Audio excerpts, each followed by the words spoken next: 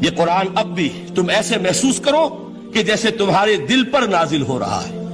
اور مجھے یاد آیا امام ابن قیم رحمۃ اللہ علیہ، ان کا ایک بڑا پیارا جملہ ہے۔ وہ کہتے ہیں قرآن کے بعض پڑھنے والے ایسے ہیں کہ جب وہ قرآن کو پڑھتے ہیں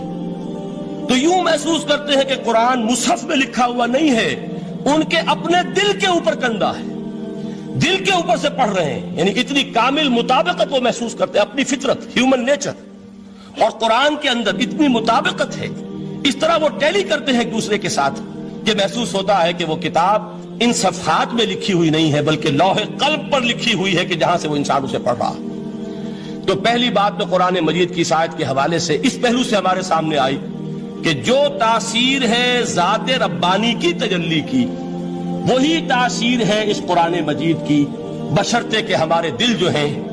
وہ کچھ اپنے اندر اس استعداد اور صلاحیت کو پیدا کر لیں۔